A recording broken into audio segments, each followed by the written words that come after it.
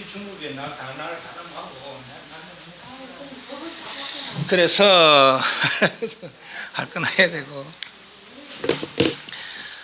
그래서 이제 그 왕은 또 마간대를 더 사랑하게 됐고 그 사마띠를 그리고 마간대가 이제 더 성이 나는 거라 그 마침 또 왕이 또 이제 밖에 사냥을 하러 간 사이에 자기 삼촌한테 이야기하고 그 사마띠 처소를 둘러싸고 불을 질러 버린 거예요. 그 또 오병이 다 타 죽어 버리는 거예요. 그 타 죽으면서 이 사람들은 원한을 품지 안 하고 다 마음을 챙기고 부처님 생각하고 부처님 생각하면서 다 천상에 태어나니까 수단과 사단과 아난과 이러면서 천상에 태어났다고 그럽니다. 근데 왕이 이제 자기 아끼는 사람들 그 사람이 밖에도 막 왔는데 늦어버리는 거예요. 그래서 오병이 다 죽었는 거라. 그리고 왕이 이제 지금 분명히 마간대가 그랬을 거다 생각하면서 그 네가 그랬냐 하는 거 아니다 하면 또 우리 밝힐 수 없잖아요. 그래서 이제 그 왕이 이제 잘 됐단 말이지. 내가 안 그래도 평상시에 늘 불안했는데 저 사마띠 때 불안했는데 누가 잘했네 참 잘했다. 저 사람 누가 잘한 사람 더 알게 되면은 내가 저 큰 상을 내려야 되겠다. 이 마간대가 혹 넘어가지고 대왕이셔. 누가 했겠습니까? 제가 했습니다. 제가 우리 삼촌을 시켜서 그래 했습니다. 아 그러냐 그러면 이제 너가 삼촌하고 확실히 다 한 사람들 다 데리고 와라. 내가 중국에서 큰 상을 내리겠다고. 삼촌한테 얘기하니까 삼촌이 그 동참된 사람 다 부르고 근데 그 왕이 상을 내니까 요 동참하지 않았던 사람을 괜히 와가지고 왔다는 거예요. 근데 궁중 뒷뜰에다가 구멍을 하나씩 파고는 그 사람은 반쯤 묻어버리는 거예요. 온 사람 다. 그 위에다가 막 불더미를 뜯고 불을 질러버린 거죠. 그것을 못 다시 또 막 전기로 갈아부었다는 거예요. 그렇게 형벌을 내려서 죽였다고 그럽니다. 그래서 그런 일이 있었다라고 그럽니다. 그래서 그렇게 이제 일단 일이 끝났어요. 끝나고 197페이지 사마와띠 시내들인데 그러면 이제 그 제자들이 이제 이야기하기로 저 사마와띠와 그 시내들은 저 성인이지 수단과 사단과 성인이지 오르고서도 어떻게 그래 불에 타 죽었습니까? 그러나 부처님이 과거 전생 이야기해 주는 거라. 이 사람들이 이제 과거 전생에 어떤 어느 나라의 궁녀들로 있었는데 그 나라에는 왕이 모시는 8명의 수행자가 있었는가 봐요. 그 수행자 다 벽지불을 하는 것은 부처님 안개 세상에서 그 도를 이루고 그리고 3개, 6개, 10개, 무섭게 했다는 아란과 같은 그런 경제 어른분들 그런 분들 다 벽지불들이라고 그래. 그래 그 8분을 모시고 늘 궁중에서 이제 그 공략하고 가고 그랬는데 그날따라 이제 7분은 돌아갔는데 한 분은 강가의 풀더미 속에서 선정에 들어있었는 거예요. 그 선정 이름 밀진정이라는 겁니다. 밀진정이라는 건 조선이제 4, 5, 6, 7, 8 제9 밀진정 아닙니까? 밀진정 이루면 3계타라는 그런 경지를 이룬다는 거예요. 또 이 밀진정의 경계정이 믿거나 말거나입니다. 밀진정에 들었을 때는 어떤 상황, 불에 타도 물에 빠져도 전혀 손상이 있지 않는다. 세월이 지나도 손상이 있지 않는다는 거예요. 밀진에 들 때는 내가 뭐 일주일 있다 나오리라, 보름 있다 나오리라, 1년 있다, 100년 있다 나오리라. 그러면 그 기간 내가 잡돌이한 그 기간 동안 전혀 손상을 입지 않는답니다. 어떤 상황에서 손상을 입지 않는다는 거예요. 그리고 또 내가 하면서 예를 들면 이런 물건들, 내가 이제 내 물건을 가지고 이제 선정될 때 내와 내가 가진 내 관계된 요 물건들이 내가 선정에 있는 동안 전혀 손상이 입지 않기를 그걸 잡돌이하고 하면 전혀 그렇게 손상을 입지 않는다고 그런다면 거기 멸진정의 힘이랍니다. 믿기나 말기나. 그래서 그분이 이제 불 속에 선정에 들어 있었는데 불더미 속에 마침 그 500궁녀들이 이제 나들이 나왔다가 강에 가서 이제 목욕을 하고 날이 좀 짤짤했던가 봐요. 우리 좀 짤짤한데 불을 좀 피우자. 이제 그 불더미가 있으면 그거 이제 불을 피웠는 거라. 근데 불 쬐고 있는데 사람이 나타나는 거예요. 자세히 보니까 그 벽지불이라.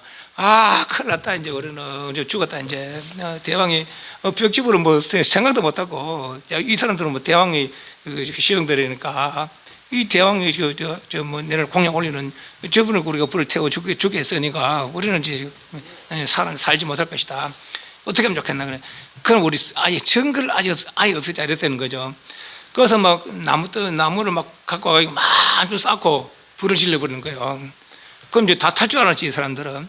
그럼 이제 이 사람들이 다 가버리고 그저 이게 다 타고 아까 그 멸진정은 어떤 상황에 손상이 입지 않겠잖아요, 그죠? 그 나중에 하자 며칠 있다가 벽집 툭툭 털고 이제 가버리는 거죠. 그 인연으로 처음에 불지는 거는 모르고 했는 거니까 의도가 없었어요. 그래 큰 죄는 되지 않았지만은 두 번째는 의도적으로 뭐 없애버리려고 그렇게 했는 거죠. 그래 그 인연으로 백생을 집에 갇혀서 타게 되는 그런 업보를 받았다는 거예요, 사람들이. 그래서 이 생에도 그렇게 비록 수단과 사단과 얻었지만은 그렇게 이제 왕궁에 갇혀서 500명이 한 개 타 죽는 그런 업보를 받았다, 그렇게 한 것이고. 또 꾸주따라라는 199페이지. 꾸주따라는 약간 꼽초였는데 왜 그건 꼽초가 되었느냐? 근데 비록 꼽주면서도 부처님 법문 듣고 수단권을 얻었잖아요. 어떻게 그러면 그 지혜로운 여인이 됐는가? 어떻게 수단권을 얻었는가? 어떻게 해서 그 심부름 하나 화녀가 되었을까? 그런 것도 스님네들이 또 이야기를 하고 있었는가 봐요. 그 자리에 이제 부처님께 오셔서 하는 말씀이 왜 고초가 됐느냐 하면은 꾸주따라는 그때 또 어떤 벽집을 한 분이 계셨는데 그 약간 꼿꼿장했던가 봐. 그러니까 이게 이제 그 전생 이야기입니다. 흉내 낸다고 또 도인을 흉내 낸다고 우리 벽집에 꼿꼿장하지 그러면 다리도 약간 절었는가 봐요. 꼿꼿장 약간 찔뚝찔뚝하는 그걸 흉내 내는 거라. 그 흉내 도인을 아주 뭐 말하자면 모욕하는 거 아닙니까? 뭐 의도는 아니지만은 흉내고 뭐 장난으로 흉내 낸 거지만은 그런 큰 도인을 그렇게 모욕한 그런 흉내낸 그 인연으로 이생의 고초가 되었다는 겁니다. 그럼 비록 그렇게 꼽주면서도 어떻게 지혜로운 일이 됐는가? 그렇게 그때 8분의 그 벽지불이 있었는데 그분들이 음식을 바랐는데 그렇게 뜨거웠다는 거예요. 뜨거운 음식을 받으니까 뜨거웠다는 거예요. 근데 마침 이 여자한테 팔찌가 8개가 있었는가 봐요. 그걸 하나씩 보시하면서 이걸 그릇을 바치면 괜찮을 겁니다. 저는 그 팔찌가 필요 없으니까 집에 가져가시라고. 그래서 그 보시한 인연으로 큰 질 성취하게 됐고, 또한 벽지불도 이렇게 잘 모신 인연으로 수도한과를 빨리 이뤘다고 그럽니다. 그럼 어떻게 해서 신부는 하녀가 됐습니까? 옛날에 이제 또 이 여자가 그 어떤 부잣집에 딸로 있었는 때가 있었는데 그때 어떤 비구니와 친분이 있었다는 거예요. 근데 이 비구니는 아란 도인이죠. 근데 이 딸은 이 비구니가 아란인지를 몰랐는가 봐요. 그냥 친분이 있는 이제 하고 이제 생각하고 그러게 있었는 거죠. 그러다가 이 딸을 시중드는 하녀가 있었는데 마침 이 스님, 아란 스님이 비구니 스님 올 때 마침 하녀가 이제 신부는 가서 없었는 거라. 그런데 이 사람이 머리 손질하다가 이제 늘 습관처럼 하녀에게 시키다 하녀가 없는 거라. 그러니까 스님 저것도 갖다 주시오 이렇게 있는 거예요. 근데 이 아란 스님이니까 만약에 이 아란을 시종처럼 그렇게 생각하는 거니까 만약에 내가 이걸 안 갖다 주면은 저 사람은 악심을 낼 것이다. 악심 내면 죽이 떨어질 것이 말이지. 아란이 관찰하기로. 그런데 내가 이걸 갖다 주면은 저 사람은 나중에 다음 생에는 하녀로 태어날 거다. 그렇지만 죽이 떨어진 것보다 하녀 태어나는 게 안 낫겠나. 그래서 이제 물건을 갖다 줬다는 거예요. 그 인연으로 큰 도인을 그렇게 하녀 부리듯이 그렇게 한 인연으로 하녀가 됐다는 것입니다. 네. 그런 얘기를 이제 그렇게 쭉 해주는 것이고, 201페이지 중간단에 어느 날 비구들이 법당에 또 토론하시겠다. 사모아떼와 500명의 시녀들은 궁에 갇혀 불에 타 죽었습니다. 마간디아와 친척들은 찌뜸이 이 불에 태워지고 전기에 갈려 산산이 찌르렀습니다. 그리고 마간디아는 끓는 기름 속에 삶아졌습니다. 누가 산 자이고 누가 죽은 자입니까? 이제 스님들이 모여서 그 이야기를 나누고 있었는 거예요. 그래서 부처님 오셔서 뭔 이야기 하고 있느냐, 이런 이야기를 하고 있습니다. 부처님 하신 말씀, 비구들이여 무슨 이야기를 하고 있느냐, 이런저런 이야기를 하고 있습니다. 밑에 두 번째 줄에 비구들이여 사띠는 정념이라고 이제 번역이 되고, 정념은 마음 집중입니다. 어떤 수행 주제에 마음 집중하는 것이죠. 그걸 확립하지 않고 방일하게 사는 자는 100년을 산데도 죽은 자와 마찬가지다. 부지런히 사띠를 확립하고 사는 자는 살아있건 죽었건 항상 산 자와 마찬가지다. 마간디아는 살아있을 때도 이미 죽은 자고 내 부처님 같은 대성인에게 보복하려는 그런 마음을 가지고 있었고, 이 육신의 허망한 육신에다가 육신 애착하는 자부심과 애착하는 거 아닙니까? 그 의미로 그 대성인을 모함하려는 그런 그 나쁜 마음을 가지고 있었고, 사마와티 신녀들은 죽었지만 산자와 마찬가지다. 그 법문 듣고는 깊은 감동을 받아서 수단과 사단과 이런 거 아닙니까? 그러니 비구들이여 방해하지 않고 삿대를 확립하는 자는 결코 죽지 않는다 하면서 이제 개성을 읊기를, 주의 깊게 삿대 마음 집중을 확립하는 것은 불사 죽지 않음에 이르는 길이고, 삿대를 확립하지 않는 것은 죽음에 이르는 길이네. 주의 깊게 삿대를 확립하는 자는 죽지 않으냐고, 게으르고 방해하게 지는 자는 죽은 자와 같네. 지혜로운이는 이와 같이 분명하여서 주의 깊게 삿대 마음 집중 정념을 확립하는 성자의 왕국에서 기뻐하고 즐거워하리라. 지혜로운이는 실상을 바르게 보고 무상한 실상을, 중생 실상을 늘 노력하며 항상 최선을 다해 얽매임의 위험이 사라진 어떤가는 립반을 만나리라. 립반은 열반이죠. 어떤가는 열반을 만나리라. 그렇게 이제 마간디아와 사마와티를 평을 한 것이죠. 다투는 고산비 비구들, 이것도 정리를 하겠습니다. 여기 이제 그 부처님 제자들 중에 한 지역에 같이 살았는데 다른 수행을 하는 사람도 있었는가 봐요. 그러니까 율사, 강사. 그런데 율은 부처님이 행동 거지 아닙니까? 그러니까 스님으로서 어떻게 살아야 되는지, 스님으로서 바르게 사는 그런 공부를 하는 것이 율 공부하는 것이고, 또 강사는 부처님 말씀을 연구하고 또 말씀을 따라 수행하고, 물론 다 말씀 따라 수행하면 특히나 그렇게 그 안 그러니 강사래요. 강사. 요 물에도 스승이 있었고 요 물에도 스승이 있었던 거라. 그 제자들 여러 제자들 같이 있었고, 그래서 하루는 이제 강사비구가 화장실 갔다가 우리는 휴지로 닦고 그러잖아요. 요즘은 좀 다릅니다만은. 근데 이제 인도에는 도시는 좀 다릅니다. 시골에 가면은 인도 성지순례 가다 보면은 다 시골에 있습니다. 부처님 성지가 그때 농사가 최고였지만 지금은 아니잖아요, 그죠? 그러니까 부처님 성지들은 다 좀 이렇게 처진 동네, 말하자면 후진 동네에 다 농사짓는 그런 동네에 다 부처님 성지들, 그 당시에는 번성했지만은 지금은 그런 동네들입니다. 그러다 보니까 아침에 보는 사람이 병을 하나씩 들고 다닙니다. 저 사람 뭐 하는 사람인가 물어보니까 촌에는 화장실이 없답니다. 집에 하시놓고 내 밖에서 응을 한다는 거라. 응가는데 있고 이제 그 사람들은 휴지로 닦는 게 아니고 물로 닦아내는 거라. 그 뒷물을 하는 것이죠.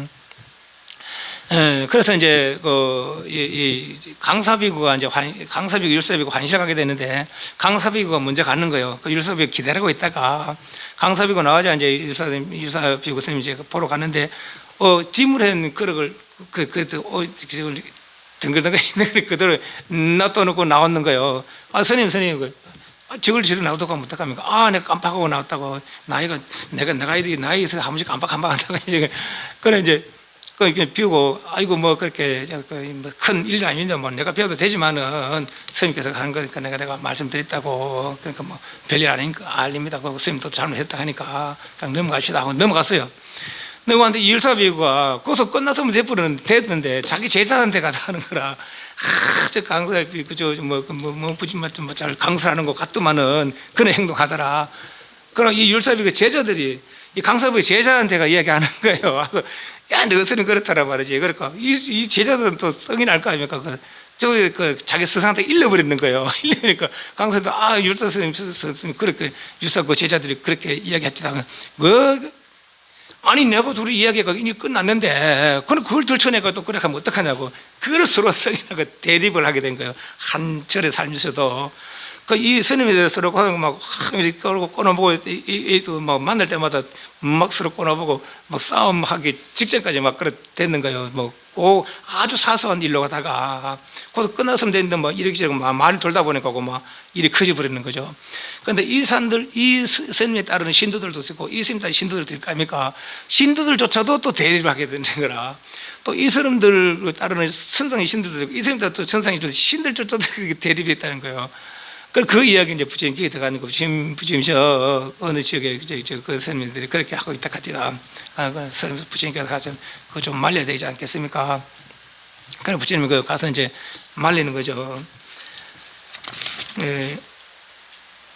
203페이지 203페이지. 비고더라. 203 밑에도 네 번째 줄에 비고더라. 다툼과 언쟁과 논쟁과 분쟁을 일으키는 것을 그만두어라. 그럼 몇 번이고 그렇게 이야기했는데 204페이지. 진리의 주제인 세존께서는 기다리십시오. 세존께서는 관심 갖지 마시고 지금의 안락한 삶을 영위하시자면 부신 깨달았으니까 뭐 불편한 게 뭐 있겠습니까? 우리가 이 다툼 언젠가 논쟁과 분쟁은 우리가 진정시킬 것입니다. 부처님 뭐 간섭하지 마십시오. 우리가 알아서 하겠습니다. 이 말이거든요. 아니 부처님 제자가 부처님 말을 안 듣는 거라 몇 번이고 그렇게 이야기했는데 안 들었는 거죠. 근데 그 다음 날에 글씨하는 차이에 그래서 이제 서로 만나게 돼서 그것은 이제 쳐다보다가 막 어디 쳐다보노 이러는 거죠. 그러다가 싸움 붙으면 그것을 진짜 막 주먹까지 왔다가 오갔는 거예요. 그래서 부처님 그걸 보시고는 하신 말씀 밑에 계속 한꺼번에 왁자지껄 떠들어대면서 스스로 어리석은 자라고 누구도 자각하지 못하는구나. 성단에 표가 되어가는데 본인의 잘못은 더 이상 자각하지 못한다. 슬기로운 대화는 잊혀지고 말은 그런 영역에서 맴돈다. 맨날 시비하는 거, 니 잘나니 내 잘나니 그 니가 잘못해서 그럼 되나 말이지. 계속 그런 소리 한다는 거죠. 입을 벌려 마음대로 소리를 질러 무엇에 이끌린지조차 모른다. 그런 나를 비방했다. 그런 나를 때렸다. 그런 나를 이겼다. 그런 나를 약탈했다. 이것이 남에게 적대심을 푸는 자, 그는 원한이 그치지 않는다. 그런 나를 비방했다. 그런 나를 때렸다. 그런 나를 이겼다. 그런 나를 약탈했다. 이것이 남에게 적대심을 품지 않는 자, 그는 원한을 그친다. 이 세상에서 어디서나 원한에서 원한은 그치지 않는다. 원한을 떠나서 원한은 그쳐진다. 이것은 세상의 법칙이다. 스스로 다스려야 함을 사람들은 알지 못한다. 이것을 사람들이 안다면 바로 거기서 다툼은 끝날 것이다.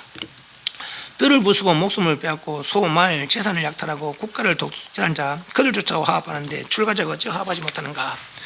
착하고 동료하지 않는 지혜로운 것을 얻는다면 모든 위험과 공포를 극복한다. 삿대를 확립하고 정념, 마음집중 하고 만족하여 그와 함께 가라. 착하고 동료하지 않는 지혜로운 것을 얻지 못한다면 이미 정복한 국토를 버리는 왕처럼 숲속의 코끼리처럼 혼자서 가라. 어리석은 자와 버타는 것보다 홀로 가는 것이 더 낫다. 악을 짓지 말고 차라리 혼자서 가라. 숲속의 코끼리는 혼자서 가라 하고 부처님 그만 그 대중을 떠나서 홀로 갔다는 거예요. 부처님 혼자.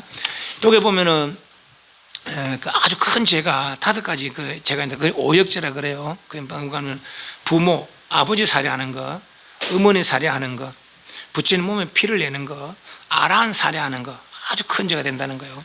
그리고 이렇게 이센들처럼 한데 이렇게 화합에 잘 살아야 되는데 갈라져 두 표가 갈라져서 막 이렇게 성단에 파는 걸 이렇게 수행 분위기를 파는 거예요. 그것이 아주 큰 죄가 된답니다. 이 큰 죄를 5가지 큰 죄를 지면 아주 나쁜 지옥에 아주 거룩한 지옥에 떨어진다고 그래요. 그래서 몇 번은 말해도 안 들으니까 그만 부처님이 이 개성을 남기시고는 그럼 이어서 사라져 버린 거예요. 사라져 버리고 이제 여기저기 다니면서 요 뒤에 나오는 요 수행자들 아놀타, 난디카, 김벨라 이런 사람들 지금 저서는 이제 만나게 되는 거죠. 박구존자 저서 가서 불편한 거 없느냐? 없습니다. 뭐 탁관 잘 됐냐? 잘 됩니다. 저희들은 뭐 이렇게 잘 지내고 있습니다. 그럼 이제 나중에 아놀타, 난디카, 김벨라 또 이런 사람들한테 그들은 요 박구존자 뭐 혼자 사니까 뭐 그렇게 하지만은 요 3명 사는데 요 3명 살면서 서로 간에 불편한 거 없느냐? 우리는 서로 양보하고 또 이 사람 못하면 저 사람 챙겨주고 저 사람 못하면 저 사람 챙겨주고 그렇게 잘 살고 있습니다. 그러냐? 그렇게 서로 화합하고 조금씩 양보해서 잘 살거라. 그런데 공부에 좀 부족함 좀 없느냐? 그러니까 사실은 우리가 이렇게 공부를 열심히 하지만은 공부 잘 안 됩니다.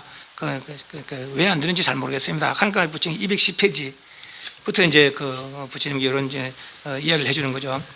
요게 이제 그 남방 쪽의 수행이 수식간에는 구차적인 수행을 닦는데 그런데 어떤 표상 리미터라 그래서 이제 어떤 색깔을 선택해서 그 색깔을 생각하면서 집중해서 그 색깔을 띄워서 색깔을 크게 작게 만들어 할 수 있는 그런 수행한다는 거예요. 근데 이게 뭐냐면 예를 들면 뭐 흰색을 생각하거나 노란색을 생각하거나 파란색을 생각해서 이제 나는 흰색을 의지하리라 그러면 흰색 해골 좀 생각하면서 뼈는 희잖아요.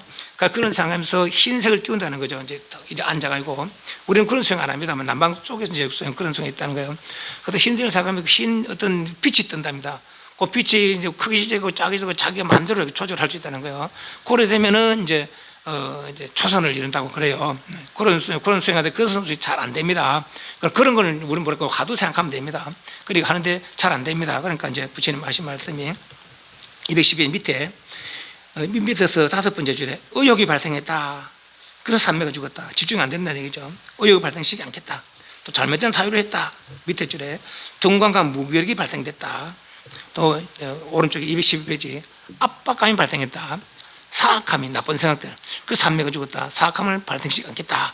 탄력을 잃었다. 수행은 쭉 이어져야 되는데 금시하다가 또 뭐 다른 일 했다가 이러니까 또 지나친 일, 너무 막 애써 하긴 해야 되는데 너무 지나치게 하면 또 수행이 또 잘 안 될 수 있다는 거예요. 또 느슨하게 게으르게 또 성급하면 빨리 해야 된다는 그 성급되는데, 그러니까 여러 가지 생각이 발생했다.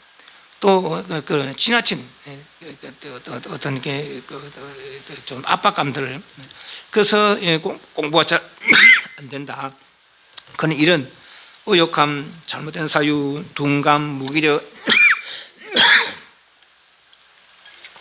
압박감이 있지 않는지, 사악함이 있지 않는지, 너무 성급해지는 않았는지, 또 가지가 잡생각을 하지 않았는지, 그런 걸 잘 생각하면서 마음 안주시키게 수행해라 하고, 그리고 수행을 지도를 하시고, 그러고서 이제 요 뒤에 212페이지 조금 반야싱 할 때 선정의 차제를 이야기했잖아요. 그리고 그런 이야기를 해주시고 나서 혼자 이제 떠나왔는 거예요.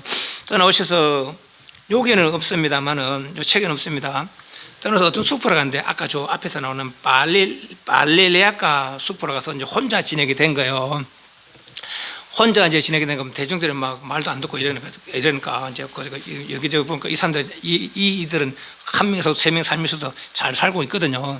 그래서 이제 안심하고 이제 당신 혼자 어떤 숲에, 발릴레아카라는 숲에 가서 이제 거기서 이제 한철을 지내게 됐답니다. 그런데 큰 코끼리, 쏟는 코끼리가 하나 또 어디서 오더라는 거라. 그런데 이 코끼리가 더 거룩한 분이 앉아 있으니까 무릎을 꿇고 귀를 하더라는 것이죠. 그럼 코끼리는 뭐 때문에 왔는가 하면, 부처님은 뭐 중생들 말 다 알아듣는다는 거예요. 그리고 뭐 하는가 이제 가보니까 이 코끼리도 번거로워서, 코끼리도 막 한 무리가 있답니까? 그 대장 코끼리인데, 내 뭐 하려고 하면 주변에서 와서 뭐라 하고, 또 내가 물 좀 마시려고 하면 꼬마 토끼들은 막 물을 흔들고 막, 그래서 이거 도저히 시끄러워 안 되겠다, 내가 혼자 좀 쉬어야 되겠다 하고 대중 그 무리를 피해서 오는데 요 부심 있는 숲으로 온 거라. 그런데 이 코끼리가 이제 부처님께 그렇게 무릎 꿇고 귀하고는 그 한철을 이 코끼리 시봉을 받으면서 그 코끼리와 지내시다 그럽니다. 어떻게 시봉했냐면은, 부처님 이제 그 거식하러 갈 때 코끼리가 코로 발을 잡고 이제 뒤에 따르고, 그럼 부처님 이제 마을 어귀에 가서 너는 여기 있거라, 네가 그 마을로 가면은 네 덩치도 크고 그런 사람들이 겁내하니까 요 좀 있거라, 내가 거식해서 오겠다. 그럼 부처님 부터 가서 거식하고 오면 또 그걸 코끼리가 들고 와서 부처님 공양하시고, 또 때로는 과일도 따드리고 코끼리가. 그래서 이제 그 한절을 그렇게 지냈다는 거예요. 한절을 그렇게 지냈는데 이제 난리 난 거예요. 이쪽에 아까 그 싸우던 무리에 그 신도들이 와서, 부처님 계십니까? 안 계십니다. 어디 갔습니까? 모르겠다. 왜 갔습니까? 우리 싸워서 갔다. 우리 싸워서 갔다 이런 거예요.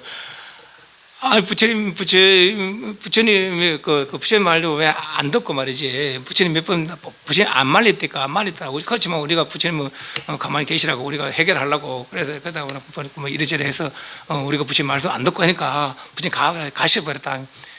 그렇습니까? 그럼 또 스님들은 부처님 제자면서도 부처님 말씀 안 듣습니까? 그렇게 됐다는 거죠. 그럼 우리도 스님들께 공양 올릴 일 없습니다. 앞으로 공양 안 올리겠습니다. 이래야 되는 거죠. 밥은 먹어야 되는데 하루 이틀에 굶겠지만 사흘 나흘 되면 못 굶는 거는 못 견디는 거죠. 그래 할 수 없이 이 사람들이 화해를 한 거예요. 두 무리 스님들이. 그걸 하고, 또 부처님은 그 숲에 있는 동안에 다른 지역에 이제 이 나라와 이제 다른 나라입니다. 그래서 이제 그 코살라 나라의 이제 기원정사, 아까 그 기원정사, 수달장제가 지은 그 기원정사에 이제 여러 신도들이 찾아서, 부처님 계십니까? 안 계십니다. 어디 계십니까? 모두 우리 그 옆 나라에 가는 걸로 알고 있는데, 근데 그 옆 나라도 안 계시다 갑니다. 그 어디 가는 거 이제 찾아보는 거죠. 찾아보니까 그 숲에 이제 계신 걸 알았어요. 그래서 이제 그건 이야기 가지고 저 대중들이 싸우게 돼서 이 숲으로 가서 피해서 혼자 계시다는 걸 알았어요. 그래서 이제 이 나라에 있던 기원정사의 그때 선인네들이 안한존자하고 찾아가서, 비록 우리가 그래 한 건 아니지만은 부처님께 참여를 하고, 부처님 우리 실로 모셔오십시다 하고 이제 대중들에 가서 이제 부처님 모시러 간 거예요. 모시고 나니까 코끼리가 이제 막 이제 자기는 이제 부처님과 혼자 지내면서 그렇게 있으니까, 막 어떤 사람들 오니까, 어떤 사람들 오니까 코끼리가 막 사람들 막 위협하는 거죠. 하지 마라, 저 사람들은 내 제자다. 그러니까 그래서 이제 코끼리를 안정시키고, 그래서 이제 이 사람들이 부처님께 참여를 하고, 그걸 코살라 나라의 기운정사로 이제 부처님 모시고 갔는 거예요. 모시고 갈 때 이제 코끼리가 따라오는 거예요. 코끼리가 따라오면서 코끼리는 좋았죠. 이제 한철은 부처님 모시고 가니까 이런 분이 없으니까 그 좋았는데 이제 내를 안 들고 가거든. 그럼 뭐 뒤를 계속 따라가다가 너는 여기서 이제 더 오면 안 된다. 여기 있거라. 더 오면 사람들을 겁내고 하니까 너는 넓게 살아야지. 가니까 잘 살아라. 그러니까 이 코끼리는 부처님 그리면서 거기서 막 울다가 죽어버리는 거예요. 죽었는데 아까 그 개처럼 부처님은 그러는 마음으로 천상에 죽어서 천상에 태어났답니다. 그 축생들도 그렇게 해서 천상에 태어날 수 있다는 거예요. 그래서 이제 그 기원영사 이제 와서 이제 계시고 그 대중들이 이제 저희들 잘못했습니다. 자기들 한 일이 아니지만은 부처님 참여하고. 근데 이 사람들도 이제 부처님 살아보니까 그 이웃날에 절에 이제 가셨다는 걸 알았어요. 그래서 이제 그 신도들이 스님네들끼리 싸워서 부처님 우리가 뭐 뵐 수 없고 법문 들을 수 없으니까 스님들이 이 일을 해결하시라. 아니 그 화해했는데 진정으로 화해했다고는 말이죠. 우리 믿을 수 없다. 가서 부처님께 참여하시고 그러면 이제 그때서야 우리는 스님들 공경하고 대접할 테니까 공양 올릴 테니까 부처님 가서 참여하고 오시라. 이 사람들이 이제 알수없이 발목에 수액해야 되니까. 그런 이제 이웃나라 가는데 이웃나라 왕이 바사의 왕 아닙니까? 그 사람이 부처님께 가서 부처님이셔 이웃나라의 스님애들이 이 나라에 온다 하는데 저는 부처님 말씀 듣지 않는 전 대중들을 우리나라에 발을 들이지 못하게 하겠습니다. 그러니까 부처님께서 말리시면서 그러지 마시라. 저 사람들 난 참여하러 오는 거니까 말리지 마시라. 그것도 요 절에 이제 들어오는데 그 절은 또 수달장자가 말을 냈고 그것도 여러 신도들이 저 부처님 말씀 듣지 않는 저런 스님들은 우리가 이 절에 들으지 않겠습니다. 그러니까 부처님 말리십니다. 그러지 마시라. 내 참여하러 오는 거니까 막지 마시라. 그래서 이제 부처님이 와서 절을 하는데 참여하고 이제 하는 그 자리에 이제 이야기를 해주는 것이죠. 옛날에 두 나라가 있었는데 서로 막 싸우고 어쩌 이 나라겠다 막 한무 일전일패하는 거예요. 그러다가 이 나라가 막 해서 이제 이 나라를 이겼는 거예요. 이 나라 이기고 왕을 사로잡았는 거죠. 왕을 사로잡아서 아주 이제 목에다가 밧줄을 걸고 그럼 온 시즌을 돌아다니면서 모욕을 주는 거예요. 모욕을 주고 나서 왕을 죽여버리는 거라. 그런데 이 왕이 이제 평당시에 이제 왕자가 있었는데 왕자 그 모습을 다 보고 있었는 거예요. 그러니까 이제 이 왕이 평상시에 왕자한테 어디 전쟁을 왔다 갔다 하니까 어떤 일이 이제 일어날지 모르니까 평상시에 혹시 내가 전쟁에 패해서 죽게 되더라도 너는 절대 원한을 갚아가나 다시 전쟁하려고 하지 마라. 그렇게 이제 왕자한테 그렇게 이야기하는 거라. 근데 자기 아버지가 그렇게 끌고 다니는 거 가만히 있을 사람이 누가 있습니까? 그죠? 그러니까 이 사람 이게 반드시 내가 복수하리라 하고 이 왕자는 이렇게 아주 마음을 품는 거죠. 그러다가 어떻게 해서 이 왕의 신복이 되는 거라. 아주 지금 자기가 이제 전혀 속이고 이제 들어가는 거죠. 그래 마침 그래서 신복이 되는 거라. 그래서 사냥하러 나가게 되겠는데 어떻게 하다가 요 둘이만 남게 되는 거라. 다른 사람 다 대중들 떠나서 어떤 사슴을 찾아 돌아다니는데 그걸 놓치고. 그리고 왕이 피곤하니까 자기 신복 무릎에 신복이 좀 원수 아닙니까? 그냥 무릎은 잠을 자게 되는 거예요. 그건 내 아버지 죽인 원수가 내 무릎에 자고 있으니까 기회가 온 거예요. 그 칼을 뜯어서 찔러가니까 그러니까 아버지 생각나는 거라. 원수 갖지 마라. 그 다시 또 들어놓고 또 뺐다 집어넣고 여기서 뺐다 집었는데 난 북 뜯어. 근데 왕이 눈을 뜬 거라 깜짝 놀라죠. 그래서 이제 이 사람이 무릎 꿇고 제가 잘못했습니다. 사실은 제가 그 왕의 아들입니다. 그 아버지가 평상시에 그렇게 원수를 갖지 말라고 했지만은 저는 그렇게 할 수 없어서 이렇게 해서 제가 또 신부를 속이고 대왕의 신복이 됐습니다. 이렇게나 제가 잘못됐습니다. 차마 내가 칼을 7번을 뺐지만은 아버지가 원수 갖지 못해서 대왕을 해하지 못했습니다. 그래서 이 왕도 그것을 이제 마음을 풀고 내가 잘못했다. 오히려 내가 잘못했다. 그래서 이 왕의 딸을 이 왕자와 결혼시키고 이 왕자의 나라를 돌려줬다는 거예요. 다시. 그리고 이 왕의 죽음에 의미에서는 다시 이 나라마저도 이 왕자한테 다 넘겼다는 거죠. 그 두 나라 이제 한 나라로 통합이 된 거죠. 그렇게 싸움을 쌓는 그런 사람도 그렇게 마음을 화해하고 그러는데 그렇게 해서 되겠느냐? 이 사이에 이 싸우던 무리들이 마음이 열려서 수단가를 얻었다 그런 얘기였습니다. 그렇게 됐다고 그럽니다. 그 싸움이 그래서 일단락됐고 45세 213페이지 바라문 여인이 부처님 비방하다 어머니 마하마야에게 슬퍼하게 3단전을 했다. 마야 부인은 10달 왕전을 낳고 1년 만에 죽어서 33세 남자 천신으로 태어났던 것이다.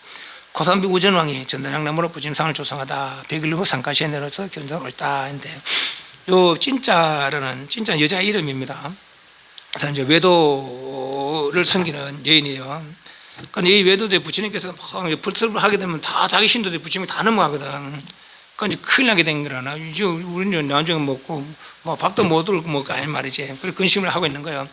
그러다 이 진짜라 얘는 이제 자기 섬기는 왜 스승들한테 가서 보니까 딱 근심 깊은 얼굴로 있거든요.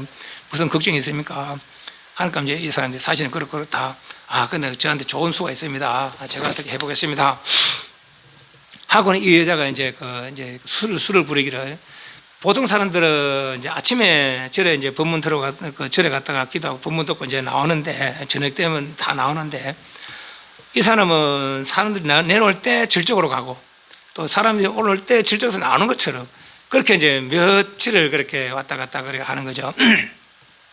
그러다가 하루는 이제 배가 불룩하게 와가지고 나는 부처님 알을 뱉다고 지금 막 소문을 뿌리는 거예요. 그러다가 이제 점점 배가 이제 부르게 하는 거죠. 그러다가 한 10달쯤 그때까지 뭐 가만 놔뒀는가 봐 부처님은 왜 놔두는 거는 거라.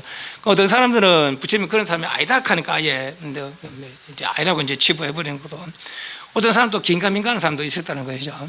그러다가 이제 하루는 이제 부처님이 큰 법회가 있어서 법문하고 있는데 이 여자가 나타난 거예요. 저래 보시라 지금 내가 이래야 되는데 책임지라 이러는 거죠. 어떨래 이제 책임지라 이러는 거예요. 그래서 이제 제석천은 이제 신통으로 몸을 변하게도 할 수 있다 그럽니다. 그 생지로 변하게 다 아니까 생지로 변해서 이 바가지를 바가지 무드 끈을 잘라버리는 거예요. 그저 바가지가 밑에 흐르니까 저 말이지 저 못된 년이라고. 그러다 이제 이 여자 또 땅에 갈라져서 땅속에 불길이 일어나서 이 여자가 산채로 지옥에 떨어졌다고 그럽니다. 그런 일이 있었고. 또 어떤 일이 있었는가 하면은 요게 이제 215페이지 쌍신변 보고 천상으로 다니는데 빈두르 존자하고 목구는 존자가 함께 어디 밖에 나왔었는가 봐요. 빈두르 존자가 우리 흔히 나반 존자 하잖아요. 그제 기도하잖아요. 그 사람입니다. 이분이. 그래서 이분도 신통이 있고 목구는 존자 부심 제자 중에 신분이 신통이 제일이다 아닙니까?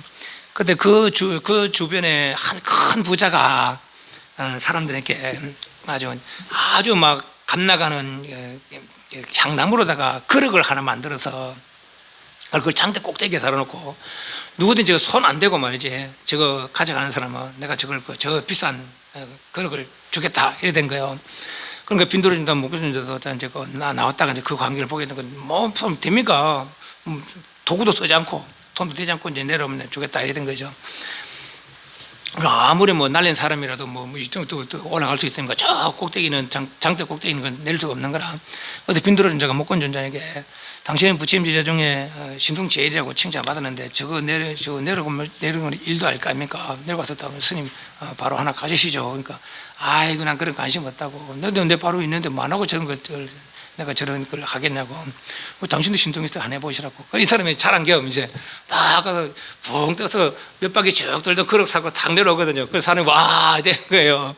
그러니까 그거 이제 부처님 기회에 가서 두 사람 부른 거죠. 그런 일이 있었느냐. 이 사람 자랑 삼아. 예, 그래서 제가 탁 받아서 이게 그 그릇입니다. 딱 그러니까 217페이지 부처님 하신 말씀. 네가 한 짓은 옳지 않다. 217페이지 위에 첫째 줄에 위가 아니요 사문의 법이 아니요 청자는 행위 아니요 수순한 행위에서 할 바가 아니거늘 어찌 속인들 앞에서 신통을 하더냐. 그 자랑해서 말이 이걸 하느냐. 흔바로 하늘을 얻고자 신통을 부리더니 마치 음료가 돈 한 푼을 얻기 위해서 여러 사람 앞에 제 몸을 드러내니까 뭐가 다르냐. 여기까지 호된 꾸다람을 내렸다는 거죠. 그리고 이제 앞으로 내 제자들은 신통을 쉬지 마라. 그대들이야 지금 이렇게 도를 이뤄서 신통이 있지만은 앞으로 이 뒤에 아주 좀 말법, 상법, 정법, 말법 하잖아요. 상법 500명, 정법 청년, 말법 만년겠어요. 말법 비구들은 아마 그때는 신통도 없는 이들도 있을 것이다. 주도 마찬가지고요. 그런데 그때 뭐 신통 못한다고 공경받지 못하고 음식을 받지 못하면 어떻게 수행하겠느냐 말이지. 그래서 앞으로 내 제자들은 신통을 금해라. 그 신통을 이제 쓰지 말라고 그걸 했는 거예요. 그래서 외도들이 잘 됐다 이제.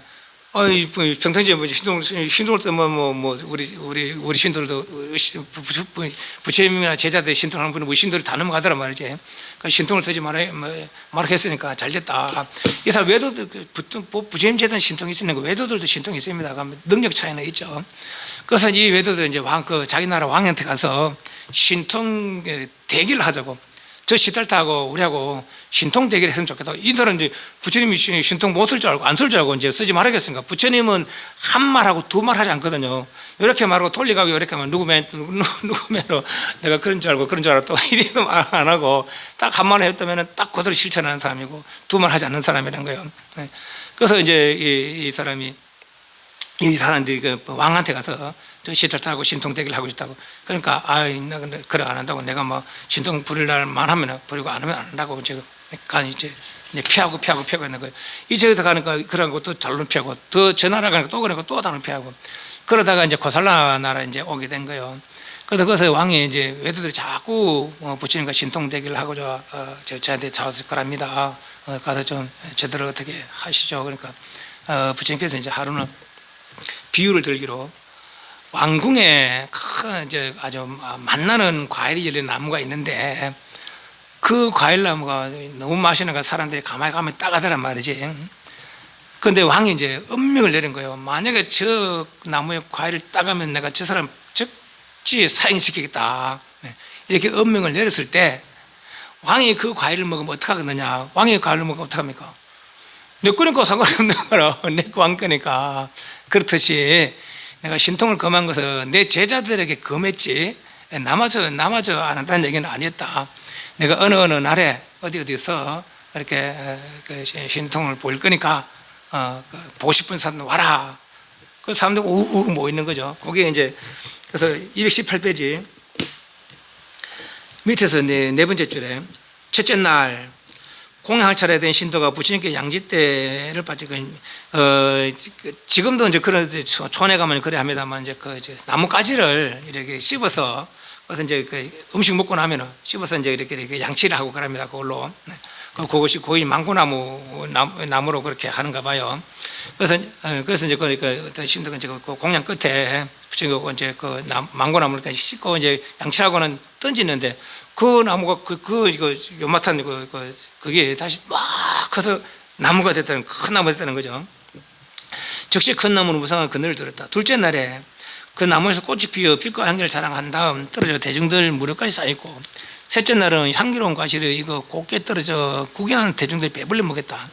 넷째 날은 물 한 것을 그때는 이제 지금도 뭐 그렇기도 합니다만은 또 손으로 이제 지금 먹거든요. 그것도 이제 왼손은 안 쓰고 오른손으로 이제 씁니다. 그러니까 왼손 구전이라고 오른손 신성한이라고 그런다는 것 사람들은.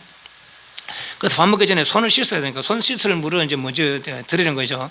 그래서 이제 그 물 한 숲을 떠서 이제 땅에 던지니까 그것이 맑은 연못이 생기고 연꽃을 비롯한 갖가지 꽃들이 피고 물고기에 자라등에 헤엄치고 돌아다녔다. 이게 신통 속에서 지금 이루어지고 있는 거예요. 각종 신편을 보이며 8일째 되는 날 육사회들에게 그대들 나하고 신통 대기를 하자 했으니까 와서 봐라 이렇게 봐라 말이죠. 그러니까 아무도 못 오는 거죠. 그래서 부처님의 신통에 감히 도전하는 마음을 아직게 발이 뜨지 않아 오지 못했다. 결국 이들의 신통이 형편의 손을 들었다. 번증과 제덕천이 4천여 명의 육사회로 앉았던 높은 자석들을 다 두드려 부수겠다. 9일째 되는 날 수미산 정상에서 10일째 되는 날 범천에서 10일 설법을 했고 11일째 되는 날 대중 앞에 한 몸 여러 몸으로 분신하기도 하고 여러 분신이 한 몸이 되기도 하며 멀리 있는 데도 가까이 있기도 하고 가까이 앉아도 멀리 보이며 산이 가르는 데도 몸은 보이고 공중에 날고 무리를 걸으며 몸에서 불꽃과 연기나는 것이 큰 불길 같고 해와 달을 손으로 만지며 몸이 커져 범천에 이르기까지 신변을 나타내보였다. 이 가지가지 이제 신통을 보이는 것이죠. 12일부터 14일까지는 각종 술법으로 대중의 심한 마음을 열게 하고, 15일째는 신도가 바치는 꽃을 한 줌 집어 공중에 뿌리니 꽃잎이 변하여 1만 4천 동의 누각이 생기고 각각 누각에 각각 앉아있는 좌불이 좌우로 범천과 제덕진을 거느리고 앉아있었다. 그렇게 당신 변의 신통을 보이고 나서 호련히 삼산치 올라갔다 이랬는데, 그러다 보니까 내 신통을 봐라, 팔을 제대 와라도 아무도 못 앉는 거죠. 그러다 다시 또 더 큰 신통을 보이면서 그 신통을 보이고 33층 올라갔다는 어머니를 위해서 슬퍼를 하고 하는데, 왜 그랬느냐, 이것이 이제 뒤에 나오는 이유입니다. 이 법회가, 신통을 보이는 법회가 있기 전에 사천성 도리천 왕인 제덕진 아닙니까? 그 이제 하루는 이제 부처님 찾아왔는 거예요. 부처님이셔, 부처님 낳아준 어머니 마야 부인이 지금 우리 하늘에 와서 남자천지로 태어나와서 살고 있는데, 부처님께서는 세상에, 부처님이 세상에 반드시 하실 일이 5가지가 있습니다. 첫째는 법을 살아요 인간과 천사를 교화하시며, 둘째는 부모를 제도하시며, 셋째는 믿지 않는 자들에게 믿게 하시며, 넷째는 아직 보살의 마음을 익히지 못한 자를 보살의 마음을 익히게 하시며, 다섯째는 보살에게 어느 때 부처가 될 것을 투기하시기 위해서입니다. 이 부처님이 세상에 주는 반드시 일을 할 것인데, 부처님께서는 그렇게 아버지를 제도하고 다 그랬지만은 어머니가 지금 우리 하늘에 있는데 어떻게 어머니를 제도하러 우리 하늘에 방문하지 않으십니까? 우리 하늘에 와서 설법을 좀 해주십시오 하자 이제 요 일이 있고 나서 부처님이 3걸음 만에 천상에 삼산 올라갔다. 3걸음이 얼마나 높이 가는 거 아닙니까? 큰 수미산이 있는데 그걸 수미산이라고 그래요. 이제 그 당시에 불교 세계가 아닙니다. 큰 산이 있고 그 산 중턱쯤에 허공에 산에 있는 게 아니라 중턱쯤 높이의 허공에 사천천이 있고, 그 꼭대기쯤 높이의 허공에 도리천이 있다는 거예요. 이 도리천이라, 그 이제 예를 들면 이제 우리 지구의 제일 포탄이 히말라야 아닙니까? 8km 정도 되잖아요, 그죠? 그럼 그 히말라야 중턱쯤에 이제 히말라야 중턱 허공에 사천천이 있고, 꼭대기쯤 허공에 이제 도리천이 있으니까 최소한 8km는 올라가야 되는 거예요. 그래 그 하늘에 있거든요. 그런데 요 법회 끝나고 나서 큰 신통을 보이고 한 걸음, 두 걸음, 3걸음 올랐다는 것이죠. 이게 이제 부처님의 능력이랍니다. 그 천상에 가서 이렇게 저렇게 이제 그 어머니였던 그 천상 더불어 여러 천상 사람들에게 설법을 하고 있는 부분이 221페이지, 222페이지, 223페이지까지입니다. 그리고 224페이지까지 그래야 됩니다. 그래서 걸어가서 이제 대중들이 이제 난리가 난 거예요. 인간세에서 부처님 어디 가셨냐 말이지. 그럼 뭐 이제 그 여러 대중들은 뭐 아무도 모르는 거라. 특히나 저 아까 말한 그 우전왕, 사마와티의 남편 우데나 왕, 그 왕은 너무나 부처님이 그리워서 아주, 지금도 보면 인도 쪽에 그 향을, 최고의 향을 치는 전단향을 치는데 아주 그 좋은 전단향 나무를 가져와서 이제 부처님 상을 조성하려고 했다는 거예요. 그런데 인간의 목소가 아무나 할 것도 내가 겁이 나서 조성을 못 하는 거라. 왜냐면 그 부처님들 잘못하면 뭐 내가 죄가 될까 싶어서 조성을 못 하고 있는 거죠. 그 천상에도 아주 솜씨 있는 목수가 있답니다. 그 밤새 천상에 있는 목수가 내려와서 밤새 딱 불치삼을 조성해 놓고 갔다는 거예요. 그래서 이제 아침에 보니까 그 전단향나무가 부처님 상으로 그렇게 조성되어 있거든. 그러니 이제 우전왕은 그 부처님 상을 모시고 공양 올리고 예를 올리고 그렇게 했다는 거다. 부처님 안 계신 동안에 그리워서. 뭐 한 100일 동안 부처님이 안 계시니까 세상은 이제 난리가 난 거죠. 부처님 어디 계시냐고 막 이제 스님들을 찾아오고 뭐 그런 거. 그러다가 이제 스님들 모여서 우리 부처님 어디 계신가 찾아봅시다. 그래서 안할 존재가 천한제일 아닙니까? 그러니까 비록 눈은 멀었지만은 천안을 얻었다는 거 아닙니까? 아랑깔 이루면서. 그래서 이제 그 살펴보니까 그 도리천에 가서 설법을 하고 계시는 거라. 그러니까 누가 갔다 옵니까? 그러니까 이제 신통제일이 못 끊는 자가 내가 갔다 오겠습니다. 그래서 가서 이제 부처님께 이야기를 하는 거죠. 부처님이셔, 지금 인간 세상에서는 사람들이 부처님 뵙고 싶어서 설법을 듣고 싶어서 그렇게 애타고 있습니다. 어서 내려오십시오. 그러니까 이제 부처님은 이제 제일 큰 제자 사리불은 지금 어디서 수행하고 있느냐 하니까 상카시아라는 곳에 있습니다. 그럼 내가 앞으로 일주일 후에 상카시아로 내려가겠다 그랬다는 거죠. 그래서 이제 몽주가 그렇게 이야기해서 인간 사람들한테 이야기하는 거 쭉 이제 맨날 며칠 날 그런 상가시로 다 이제 모이는 거예요.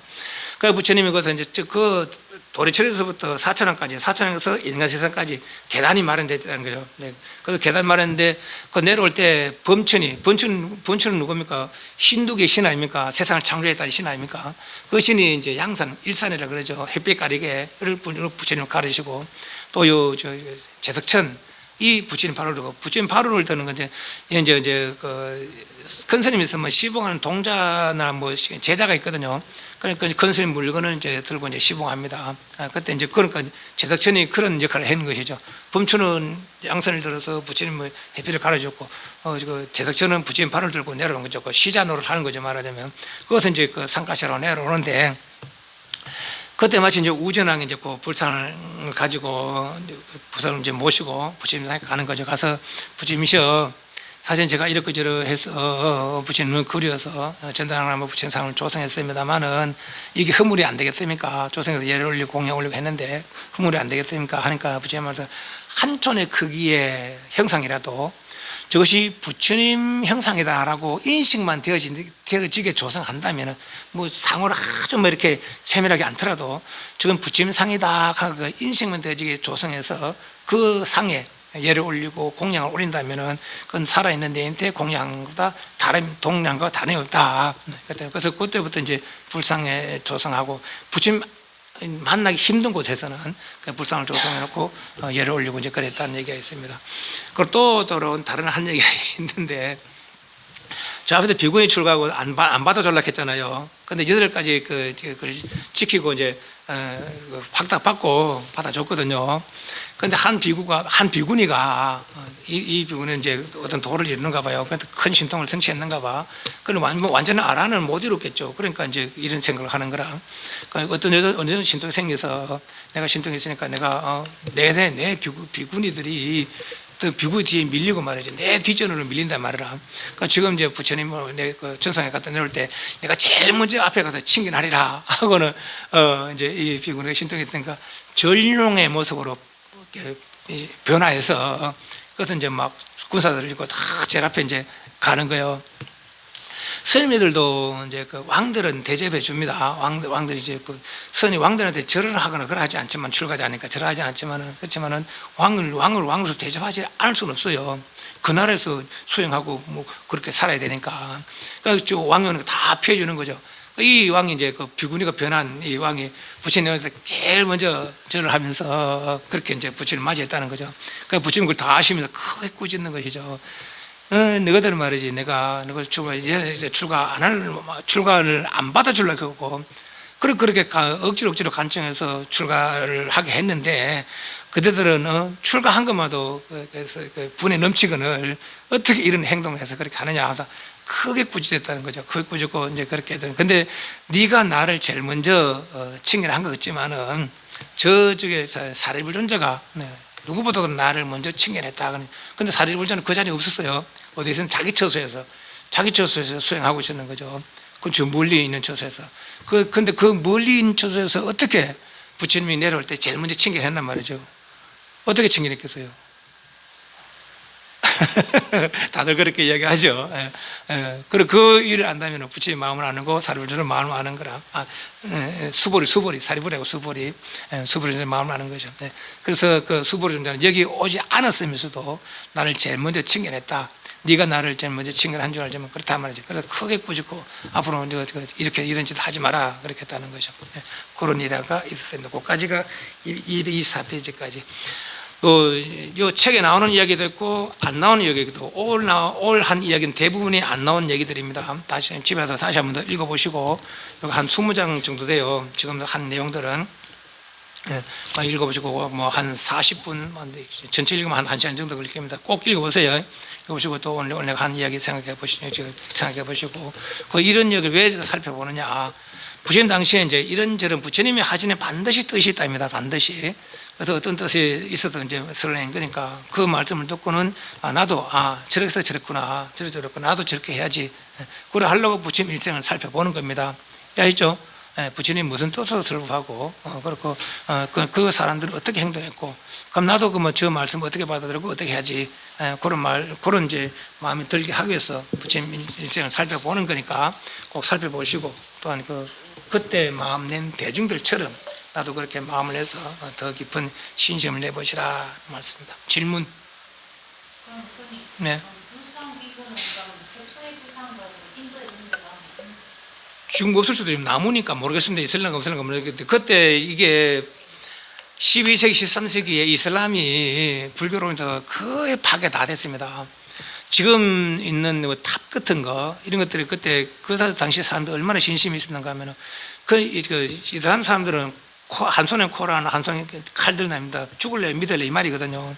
그래서 인도 북부 쪽에 이제 다 번성하던 불교 지역이 있는데 근데 쳐도는 지금 북부 쪽 쳐도는 거라 이 사람들은 뭐 그 하느님 아니면 안 되니까 알라 아니면 안 되니까 다 상들을 다 없애버리는 거예요. 그래서 숭쿠구 숭쿵기 지금 남아있는 거 숭쿠구 숭쿵기 그게 어떻게 숭크하냐면은 묻어버렸다는 거죠. 지금과는 마하보리 대탑이 46m인가 그렇다는 거예요. 그래서 그걸 흙으로 덮었는 거예요. 그리고 그 큰 동산이 하나 생기는 것이죠. 그리고 흙을 덮어서 그걸 이제 영국의 어떤 학자가 발굴하려고 보니까 뭐 요만한 거 뭐가 나오는 거라. 그래서 해보니까 그 같은 그 큰 마하보리 대탑에 부침 성도 한 지역에 있는 탑이거든요. 그렇게 이제 발굴해서 하는 것이지. 그 대부분은 파괴됐다 봐야죠. 있는 것들 아주 소수가 남아 있는 것이죠. 네, 그렇게 난주 그렇게 유지해 왔던 것도 부처님 열반했던 뒤에 아쇼카 왕이라는 분이 인도를 통일하면서 이제 나중에 좀 더 이야기하겠습니다. 인도를 통일하면서 그 살생을 많이 해서 참여하려고 종교를 찾다 보니까 여러 종교는 마음에 안 들고 불교 귀하게 되는 거예요. 그래서 이제 부처님 행적을 다 조사를 했는 거죠. 그러다 보니까 부처님 열반하시고 큰 탑을 사리탑을 10군데 있었는 거라 8개의 사리탑과 사리병 그리고 사리 답이 한 채 그래서 이제 있었는 거예요. 그래서 그 사례를 다 해칠해서 안에 걸 꺼내서 곳곳에 여기는 부처님 탄생한 곳이다. 여기서는 부처님 출가한 곳이다. 여기 부처님 도를 이룬 곳이다. 최초를 출가한 곳이다. 기둥을 하나 쓰고 그 기둥에다 간단하게 기술을 하고 그리고 그 부처님 딱 성지들을 그렇게 다 이 아쇼카 왕이 이제 부처님 말씀도 다시 한 번 더 세 번 사차를 정리를 하고 그리고 각각 처소마다 부처님 계시던 곳마다 그렇게 표시를 놔둔 거죠. 그렇게 내려온 것이 그래도 지금도 가면 그 숙주가 있습니다. 거기서 여기는 부처님 탄생지다 그러고 있습니다. 그럼 그 정멸보공 있잖아요. 사진 신설에. 그럼 우리나라에서 온갖 정멸보공 그건 어디 우리나라에? 그건 모르겠어요. 그래. 완전 믿을 수 있는 사례도 있고 믿을 수 없는 사례도 있습니다. 그러나 우리 5대 복음 같은데 그런 데 있는 사례는 믿음이 가고 또 좀 미량 가도 뭐 몇백 가 사례가 있다니까 그건 좀 수상하죠. 그거는.